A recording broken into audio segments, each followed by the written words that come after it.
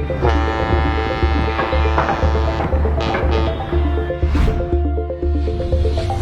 Panama Canal is the most important waterway on Earth. It turns this journey into this, and it brings the United States closer to both Europe and Asia.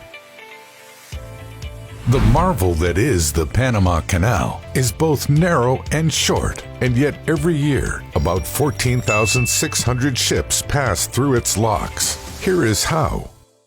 Canals have existed in some capacity for nearly all of human history. As traveling by boat is one of the most ancient modes of transport, it's no wonder that ancient engineers figured out a way to connect two bodies of water together, creating new, more efficient shipping routes. However, the construction of the Suez Canal in 1869 set a new precedent for what was possible, a pathway connecting two seas together. With the Mediterranean Sea and Red Sea now connected, governments throughout the West set their sights on connecting two even bigger bodies of water together, the Atlantic and Pacific Oceans.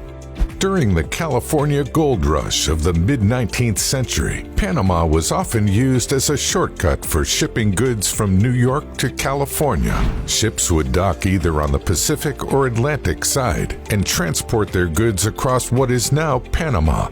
Eventually, a railroad was built to make the shortcut more efficient.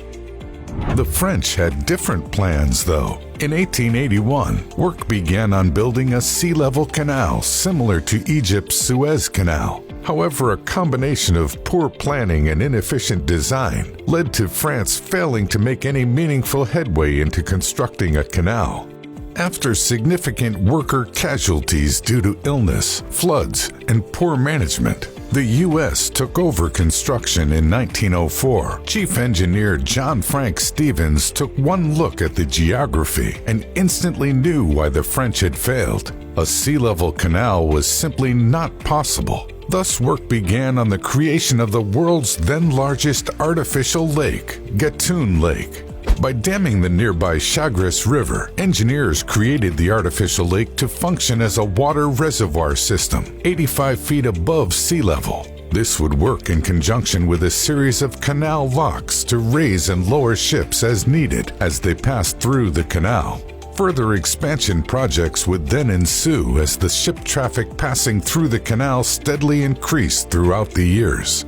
So how does the Panama Canal work?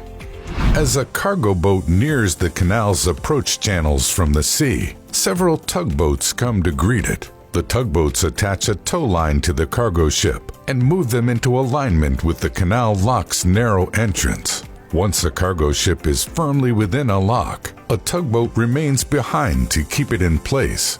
The lock gate behind it then shuts, while the lock gate ahead gradually opens, displacing water at a steady pace, thus raising the ship so that it can then enter the next lock, where it will eventually join Gatun Lake. Ships are protected by rubber fenders installed along the lock's sides, preventing them from scraping or chafing as they pass through. They then cross Gatun Lake towards a different set of locks on the other side, where the process is repeated. It is crucial for this process to be gradual, as this keeps the water flowing at a manageable rate. The average amount of time it takes for a ship to pass through the Panama Canal is about 11 hours, with most of that time spent waiting for other ships to pass. As the canal's locks functioned as gates for ships to pass through, building additional locks was the first order of business when the Panama Canal was expanded during the late 2000s. As of 2021, the Panama Canal features 4 separate sets of canal locks for ships to pass through: the Gatun and Agua Clara locks, facing the Atlantic, and the Cacholi and Miraflores locks facing the Pacific. The original locks measured 110 feet wide and 1,050 feet long, and could fit ships up to 965 feet in length and 60 feet in beam. Ships built with specifications that would fit through the canal were dubbed Panamax-class ships. They could fit up to 5,000 standard shipping containers on board.